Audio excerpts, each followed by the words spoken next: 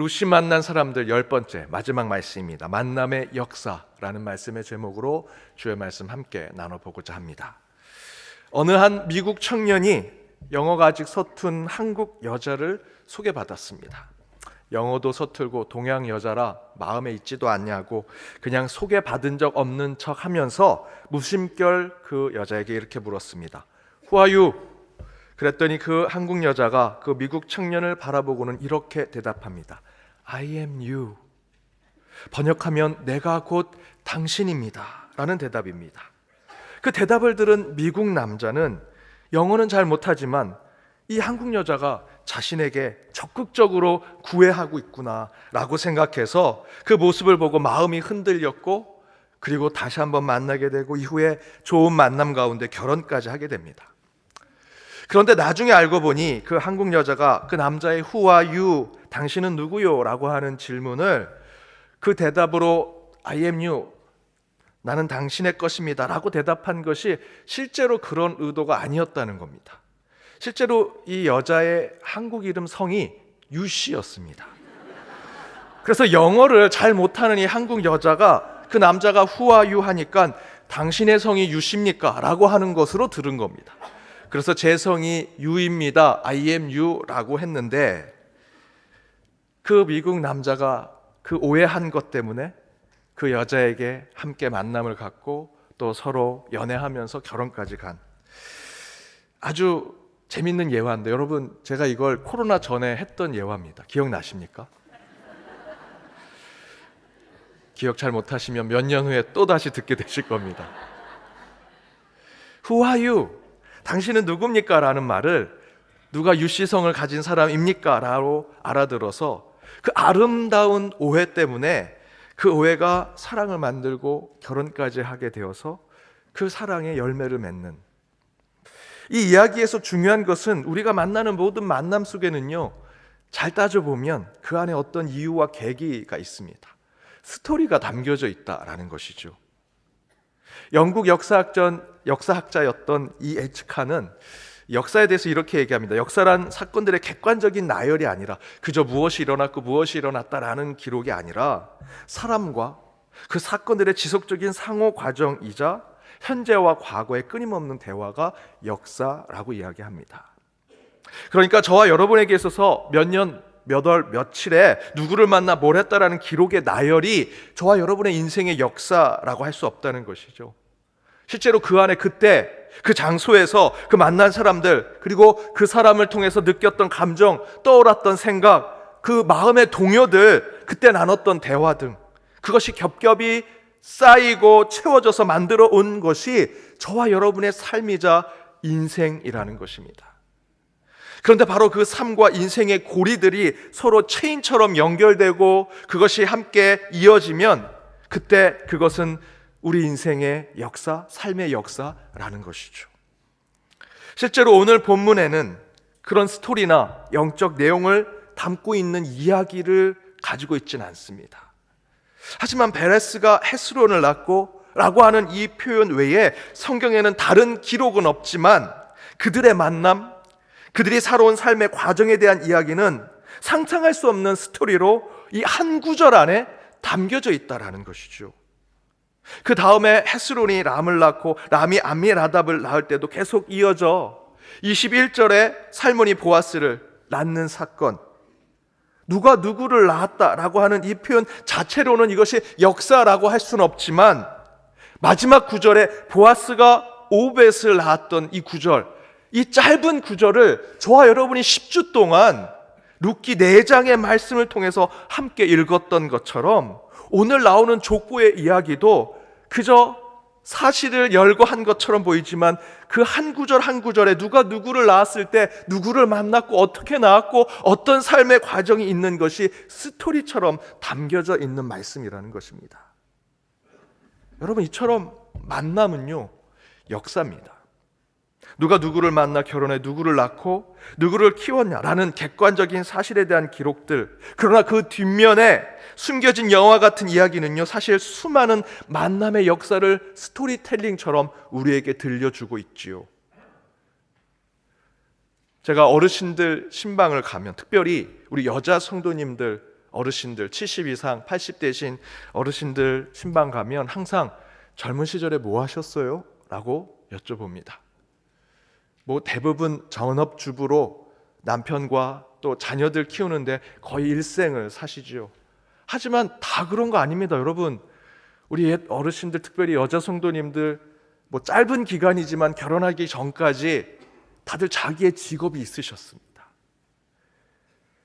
지금은 얼굴에 주름이 많아지고 뭐 검버선도 생기고, 목사님 제가 젊은 때 화장품 10개씩 발랐어요. 지금은 그냥 기초 화장 하나만 합니다 라고 할 정도로 아무런 차별이 없는, 구별이 없는 것 같은 인생을 사는 분들이 우리 나이 드신 어르신 여자 성도님들이신데요, 그분들 젊은 시절 우리가 볼 때는 그냥 뭐 똑같이 아무 일도 안 한 것처럼 보이지만, 사실 그 어르신들 한 분 한 분 젊은 시절 무슨 일 하셨어요? 라고 여쭤보면 자기가 제일 잘 나갔을 때 그때를 이야기하는 것을 꿈꾸듯 우리에게 늘 설명해 주십니다. 고등학교 선생님이셨던 우리 집사님, 은행에서 가장 실적이 좋았던, 내가 그 남자만 안 만났으면 계속 은행원으로 잘 나갔을 텐데 라고 얘기하시는 권사님, 한때 200명 넘는 직원을 두며 대기업 총수, 부럽지 않는 삶을 살았던 올드미스 집사님, 최고부 호텔 레스토랑에 허드렛 일만 할 줄 알았는데 매니저가 그 집사님의 실력을 보고 호텔에 높은 분들 오실 때마다 예약된 방에 세팅을 만들게 하는, 그렇게 인정받은 집사님. 제가 말씀드린 분들은 다 80 또는 80이 넘으신 여자 집사님, 권사님들의 이야기입니다. 지금 보면 그냥 다 똑같은 뭐 할머니, 어르신, 뭐 나이 많이 드신 여자 성도님처럼 보이지만, 그분들도 젊은 시절에는 잘 나가던 시절이 있었고요, 그것을 얘기하면 책으로 한 권 쓸 정도의 스토리텔링을 가지고 계십니다. 그때 그분들의 인생 가운데 만난 사람들 다 만남의 역사가 된 사람들이죠. 이런 만남이 우리 인생의 역사가 된다면 우리는 그 만남의 삶 속에서도 신앙의 삶, 하나님께서 섭리하시는 삶을 깨달아야 한다는 것입니다. 여러분, 신앙은요, 무릉도원 구름 위에서 형이상학적인 도인들 만나서 하는 것이 신앙이 아니지요. 우리 연동교회 130여 년 전 세워진 이 땅에는 이 주변이 다 시장이었습니다. 시장 한복판에 세워진 것이 교회고요, 그들과 함께 살아가라고 하나님께서 우리를 세상에 보내셨죠. 신앙은 일상 속의 만남, 그 가운데 우리의 신앙이 만들어져 갑니다. 제가 어렸을 때 어머니랑 재래시장이라는 표현이 참 웃긴데요, 지금은 재래시장 표현을 써야 이해가 되니까 그 옛날 시장에 가면 그곳에서 이제 콩나물 파는 분하고 실랑이를 벌입니다. 아이, 1,200원인데 1,000원에 줘. 꼭 그걸 저희 어머니는 물습니다. 교회 다니세요? 교회 다닌다 그러면 아유, 그러면 200원 깎아주세요 하면서 얘기합니다. 저는 너무 창피합니다. 그럼에도 불구하고 그렇게 서로 실랑이를 걸으면서 그 콩나물 100원 깎아서 뭐 할까? 그러면 다시 찾아가면 저희 어머니는 여러 콩나물 가게에 그 교회 다니신다는 200원 깎아준 그 할머니에게 갑니다. 그 만남 속에 저는 그게 그냥 일상으로 끝나는 것이라 생각이 드는데, 지금도 그때가 기억이 납니다. 그 가운데 하나님이 역사하시고 섭리하시는 일상의 신앙이 그 가운데 키워진 것이지요. 그런데 룻기 말씀을 한번 보십시오. 이 룻기 오늘 본문은 사실은요, 지난주 저희 읽었던 17절 말씀에 끝나는 말씀입니다. 그런데 후대에 아마도 룻기의 이야기가 성경으로 들어가기 위해서 그 가운데 하나님의 중요한 섭리의 역사가 있다는 것을 보여주기 위해 베레스부터 다윗까지 이어지는 족보의 역사를 지금 넣은 거죠. 그런데 중요한 것은 바로 이 18절에서 22절까지 후대에 이 족보를 넣기 위해서 이것이 정말 하나님이 역사하신 족보의 이야기다라는 것을 설명하는 것이 저와 여러분이 10주 동안, 9주 동안 나눈 룻기의 4장의 이야기입니다. 룻기의 이야기에는요, 여호와 하나님이란 표현이 1장 16절에만 나옵니다. 그 외에는 나오지 않습니다. 그럼에도 불구하고 이것이 성경 경전으로 들어간 것은 바로 이 룻기의 삶, 룻기가 만난 나오미, 보아스, 그 수많은 사람들의 만남의 일상 속에 하나님께서 섭리하시고 역사하시는 것을 우리에게 깨닫게 해주고, 그것이 바로 오늘 본문의 족보처럼 이어져 다윗까지 이어지는 것을 보여주는 말씀이죠. 그러면서 자연스럽게 하나님께서 허락하신 만남의 역사가 곧 우리의 삶, 우리의 인생임을 깨닫게 하는 것이 룻기의 말씀이요, 특별히 오늘 본문으로 우리는 그것을 보게 합니다. 그래서 이렇게 10주 동안 룻기의 말씀을 마무리하면서 저는 저와 여러분이 매일 매 순간 하나님이 허락해 주시는 일상의 만남 속에서 만남에 대한 하나님의 메시지를 기억하기 바라는 마음으로 두 가지 만남의 신앙을 나누고 룻기의 말씀을 마무리하도록 하겠습니다. 그 첫 번째는 무엇인가? 그 첫 번째는 만남은 거울이다라는 것입니다. 만남은 거울이더라. 나오미는 타국에서 남편과 두 아들을 잃고 비참하고 비구한 인생을 살았죠. 물론 룻이 시어머니 나오미를 쫓아 고향 땅에 함께 돌아왔지만 여전히 나오미는요, 의욕상실과 우울증에 빠진 삶을 살았습니다. 그래서 사실은 나오미가 나가서 이삭을 주어야 하는데, 여러분 함께 말씀을 나눈 대로 나오미가 가지 않고 룻을 보냅니다. 룻은요, 그 베들레헴 땅에 말도 통하지 않고요, 서로 인종도 다른, 어찌 보면 이삭을 죽다가 위험을 당할 수 있는 그런 순간들이 있는데, 그곳에 나오미는 이미 의욕이 상실돼서 자기 며느리를, 그 외국인 며느리를 그곳에 보내는 겁니다. 그렇지만 룻은 불평과 불만을 하지 않습니다. 그때 성경은 물론 우연이라고 하는 표현을 썼지만 분명히 하나님과 섭리와 필연 가운데 룻이 보아스를 만나게 하시죠. 그런 일련의 과정들과 룻이 나오미 자신에게 대하는 태도, 그 성품을 보면서 나오미도 스스로 변하게 됩니다. 그때 나오미는 생각했을 것입니다. 아, 룻과 보아스의 만남 가운데 하나님께서 역사하시려나 보다, 우리 가운데 기업 물을 자를 허락하시나 보다 라고 생각하고, 저희가 몇 번이도 읽었지만 룻기 3장 1절의 말씀대로 내가 너를 복되게 하여지 않겠느냐 라는 결단을 하게 하죠. 이제 나오미가 룻의 일생에 내 삶을 내가 책임지겠다 하고 나서기 시작하면서 그동안 의욕이 상실하고 우울증에 빠졌던 모습을 버리고 이제 적극적으로 하나님의 섭리를 찾아가려고 합니다. 저는 그렇게 나오미가 조금씩 심정의 변화가 생겨서 마라에서 나오미로 변화되는 과정은 자기 앞에 선 룻이라는 거울이 있었기 때문이라 생각이 듭니다. 그 나오미가 룻을 만나 룻에게 자신의 삶을 비추어 인생의 변화가 생긴 것이지요. 여러분, 룻이 시어머니 나오미를 쫓아 나오미 고향에 가겠다라는 것이, 제가 어머니 고향에 가면 그 땅을 개척해서 어머니 먹여 살리겠습니다 라는 뜻으로 왔을까요? 아닙니다. 그저 룻도 어머니가 가는 곳에 저도 쫓아가고요, 어머니가 믿는 하나님을 저도 믿겠습니다 라는 마음으로 쫓아온 겁니다. 룻의 입장에서도 그저 나오미 어머니만 바라보고 있는 것이지요. 나오미가 웃으면 같이 웃고 나오미가 울면 같이 우는 거울과 같은 존재로 룻은 나오미를 쫓아 따라온 것입니다. 바로 나오미가 고향 땅에 와서 의욕 없이 우울증에 빠져 살다가 하나님의 역사를 깨닫고 바로 알게 된 것은, 야, 룻이 나만 바라보고 있구나, 룻이 지금 나를 거울처럼 보고 있구나, 나도 룻의 거울이 되어 있구나 라는 것을 깨달은 겁니다.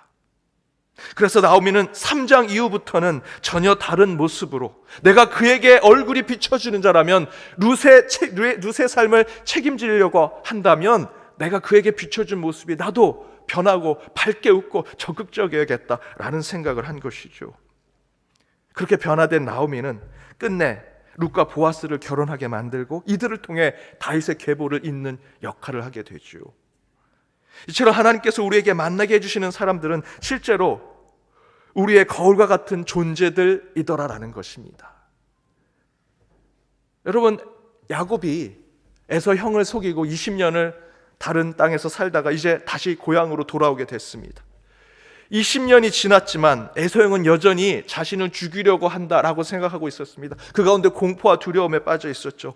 그래서 압복강가에서 하나님 붙잡고 저 살려주세요라고 기도도 하고요, 에서 형을 만나러 가는 그 대열을 맞추는데 다 앞에 사람들 혹시 에서가 군대를 데려오면 다 먼저 죽고 자기가 마지막에 죽으려고 그 성경에 보면 자기가 맨 뒤에 오도록 해놨습니다. 그렇게 에서 형을 만나는 게 힘들었는데 막상 에서를 만났는데 에서가 180도 다르게 환영해 주는 모습을 보고 야곱이 이렇게 얘기합니다. 창세기 33장 10절입니다. 우리 함께 읽어보겠습니다. 야곱이 이르되 그렇지 아니하니이다. 내가 형님의 눈앞에서 은혜를 입었사오면 청하건대 내 손에서 이 예물을 받으소서. 내가 형님의 얼굴을 배온즉 형님의 얼굴을 본 것 같사오며 형님도 나를 기뻐하심이니이다. 내가 형님의 얼굴을 배온즉 하나님의 얼굴을 본 것 같다라고 이야기하죠. 여러분, 여기서 정말 에서의 얼굴이 하나님의 얼굴로 바뀌어서 그렇게 되었을까요? 많은 성경 학자들의 해석은 에서의 얼굴이 정말 하나님의 얼굴로 바뀐 것이 아니라 야곱의 마음이 그렇게 바뀐 거죠. 야곱의 마음이 하나님처럼 되었습니다. 20년 동안 그곳에서 그 외삼촌집에서 온갖 고생을 하면서 자신이 정말 잘못한 것들도 후회하고 고향을 떠나가며 하나님이 늘 함께 하시겠다는 그 믿음을 지켜내는 것에 고생 훈련 연단을 받으면서 다 이 야곱의 얼굴이 하나님의 얼굴이 된 거예요. 그 하나님의 얼굴이 된 것을 에서를 만났는데 그 에서를 통해서 비춰준 자신의 모습이 하나님처럼 평온케 된 것을 지금 10절에서 이렇게 얘기하는 것입니다. 우리 옆에 있는 분들과 한 번 더 인사해 보겠습니다. 당신을 보니 하나님의 얼굴을 본 것 같습니다. 당신을 보니 하나님의 얼굴을 본 것 같습니다. 여러분이 다윗의 입장이라면 지금 여러분이 하나님처럼 평온케 된 것이다. 그런데 이와 같이 우리도 하나님이 허락해 주시는 모든 사람들의 면면을 따져보면 여러분, 모든 사람이 다 하나님처럼 하나님이 보낸 사람이라고 다 성인이고 착하고 선해 보이십니까? 그렇지 않지요. 어떤 사람은 분명히 하나님의 응답 가운데 만난 사람인데 마음에 들지 않고 불편하고 관계가 힘든 사람들이 있습니다. 그런데 그런 하나님이 허락해 주시는 수많은 사람들, 그 만남 가운데 진정으로 필요한 만남의 지혜는요, 하나님이 우리에게 누구를 보내주시는가를 따지는 것이 아니라 내가 그들을 어떻게 대할 것인가, 내가 어떻게 비춰지는 사람이 될 것인가 라는 것이 더 중요하다는 것입니다. 하나님이 허락하신 그 만남의 사람이 여러분이 어떤 표정을 짓고 어떻게 그들을 대하느냐에 따라서 다른 결과를 가져온다는 것이죠. 곧 내가 그들에게 어떤 거울처럼 행동하고 표정을 짓느냐에 따라서 완전히 다른 만남, 다른 역사, 다른 결과가 우리에게 주어질 것이다. 개 한 마리가 사방에 거울로 둘러싸여져 있는 방에 들어가는 실험을 하게 되었습니다. 개가 방에 들어가자마자 무엇을 보겠습니까? 사방에 거울이니 자기의 모습을 보겠죠. 자기의 모습이 비춰진 것을 모르고 이 개는 다른 개가 그 방에 있구나 생각하고 으르렁거리기 시작합니다. 그리고 더 공격적으로 짖기 시작하고요, 물으려고 공격하려고 합니다. 그런데 그런 행동을 할 때마다 거울에 비친 자신의 모습이 어떻게 하겠습니까? 똑같이 하겠죠. 자기를 공격하려고 하고 자기를 향해서 짖고 자기를 해하려고 합니다. 계속 그 개는 그 거울에 비친 자신의 모습이 자신인지 모르고 계속 빙빙빙 돌면서 공격하고 짖고 막 이리 뛰고 저리 뜁니다. 나중에 그 행동을 수없이 반복하다가 재풀에 지쳐 그곳에서 죽고 맙니다. 그런데 여러분, 이 개가 사방에 둘러싸여 있는 이 거울로 둘러싸여 있는 방에 들어갈 때 죽어서 나오는 것 대신에 살아나올 수 있는 방법이 아주 간단했습니다. 들어가자마자 한번 웃으면 됩니다. 그저 꼬리 한번 흔들었으면 죽고 나올 이유가 없죠. 처음 들어갔을 때 한번 웃고 함께 꼬리를 흔들었다면 거울에 비친 내 모습이 반갑게 꼬리를 흔들고 반갑게 웃었을 것입니다. 그 모습을 보면 좋았겠죠. 결코 죽어서 나올 일이 아니었습니다. 그 개는요, 거울의 의미를 몰랐던 것입니다. 그런데 여러분, 이 이야기는 실험에 대한 이야기가 아니라 저와 여러분의 삶에 대한 이야기입니다. 사실 우리가 만나는 모든 사람들은 하나님이 보내신 사람들이 맞지요. 그러나 그 중에는 좋은 사람도 있고 나쁜 사람도 있고요, 대하기 힘든 사람도 있고 편한 사람도 있을 수 있습니다. 그러나 하나님께서 우리에게 원하시는 만남의 신앙은 그 사람이 어떤 사람이냐, 어떤 위치에 있느냐가 중요한 것이 아니라 만남은 거울이라는 것입니다.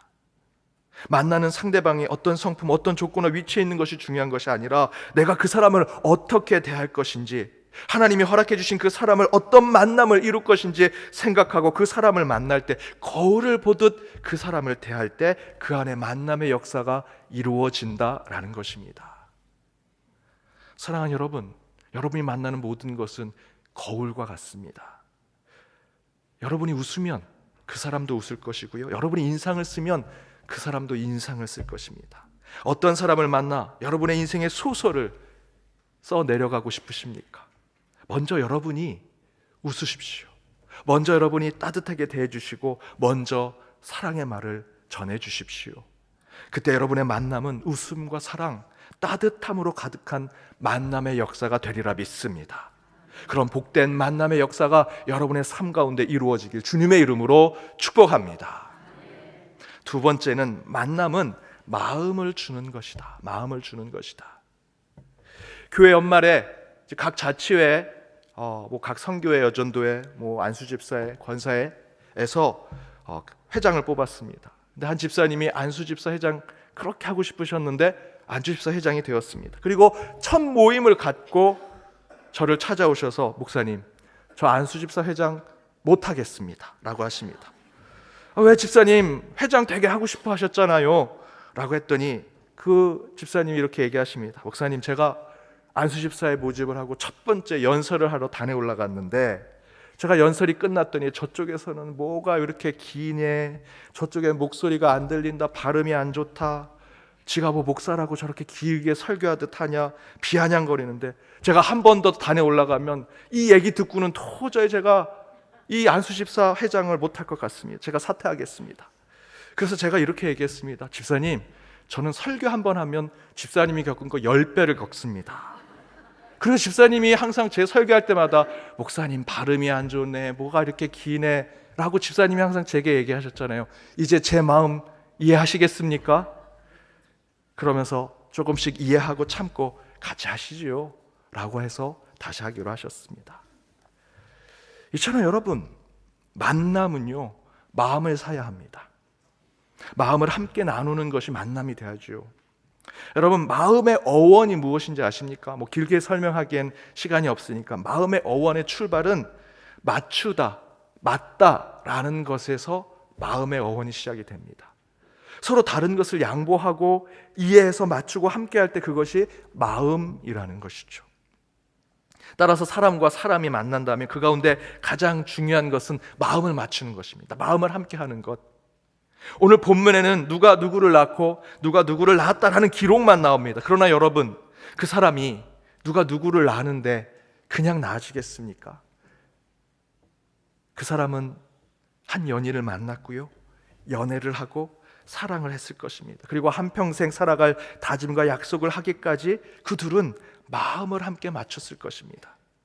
오늘 본문과 같은 족보는요, 단순히 과거의 사건에 대한 객관적인 열거에 끝나지 않습니다. 사람과 사람이 만나 마음을 같이 하고 그 함께한 마음으로 또 다른 만남이 이어간 스토리가 숨겨진 역사라고 할 수 있습니다.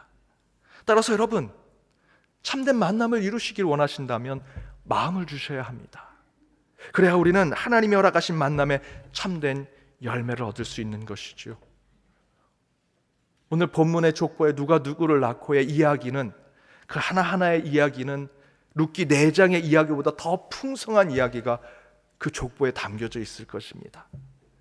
그런 마음을 주는 것으로 참된 하늘의 만남을 깨닫게 하는 톨스토이의 이야기로 우리 룻기의 10주간의 말씀을 마치고자 합니다. 톨스토이가 하루는 길을 걷는데 한 거지가 톨스토이의 바지를 붙잡으면서 자신에게 한 푼을 달라고 얘기합니다. 치근한 마음에 톨스토이는 주머니를 뒤져봤지만 아무것도 없습니다. 하지만 톨스토이는 그 거지를 정말 너무 도와주고 싶어하는 마음이 있어서 그를 쳐다보며 이렇게 얘기합니다. 형제님, 제가 지금 당신을 도울 수 있는 돈이 하나도 없습니다. 죄송합니다. 형제님, 저를 용서해 주옵소서. 그러자 그 거지가 이렇게 얘기합니다. 아닙니다. 미안해하지 말고 가십시오. 선생님, 선생님, 저는 선생님을 만나고 어떤 동량보다도 더 값진 것을 받았습니다. 그러자 톨스토이가 얘기합니다. 제가 뭐라고 했는데요? 저는 한 푼도 드리지 못했습니다. 그런데요, 제가 어떤 걸 도와드렸습니까? 라고 말하자 거지가 이렇게 얘기합니다. 선생님은 제게 형제라고 말씀하셨습니다. 그것만으로도 저는 이미 많은 것을 얻게 되었습니다. 고맙습니다, 형제님. 마음을 사는 만남은 여러분 힘든 것이 아닙니다. 누구도 대접받지 않는 이에게 형제, 자매라고 불러주기만 하면 됩니다. 슬퍼하고 지쳐있는 사람에게 어깨에 손을 얹고 괜찮아, 괜찮아 라는 한마디만 해주면 됩니다. 슬퍼할 때 같이 눈물을 흘려주고 기쁠 때 마치 나의 일처럼 함께 웃어주는 마음을 보여줄 때 우리는 진정으로 마음을 주는 사람이 될 것이고, 그 가운데 하나님이 원하시는 만남의 역사가 여러분의 삶 가운데 적혀지게 될 것이라 저는 믿습니다. 그리하여 우리 10주 룻기의 말씀을 통해 여러분이 깨달은 그 만남의 역사의 축복이 여러분 삶 가운데 써져 내려가 여러분의 삶 가운데 오직 하나님께서 여러분과 동행하시고 주의 은혜가 가득한 여러분 모두가 되시길 주님의 이름으로 축복합니다. 기도하시겠습니다. 우리의 만남의 역사를 이루시는 하나님, 말씀으로 우리를 영혼과 생각을 바꾸시고 거듭나게 하여 주심을 감사드립니다. 말씀이 선포될 때 그 가운데로 걸어오신 예수 그리스도를 만나 말씀으로 승리하는 저희 모두가 되게 하여 주옵소서. 10주 동안 룻과 함께 하나님과의 여정을 걸어갔습니다. 마라와 같은 인생의 쓴맛을 본 삶의 시간이 있을 때에도, 다시 일어나 새로운 삶을 결단하며 나아갈 때에도, 저 높은 산성과 요새에 올라 성취한 일들의 영광을 받을 때에도 항상 우리 곁에서 아무것도 할 수 없는 저희에게 능력과 힘을 주신 분은 하나님이심을 고백하오니 우리에게 허락한 모든 사람을 거울처럼 마음을 다해 만나게 하시고 그 가운데 하늘의 역사를 경험하는 저희들의 신앙이 되게 하여 주옵소서. 그리하여 저희의 삶의 주인 되신 하나님이 저희를 기록해 주시는 모든 거룩한 이야기에 감사와 영광을 돌리기를 간절히 바라오며 이 모든 간구 예수 그리스도의 이름으로 기도드립니다. 아멘.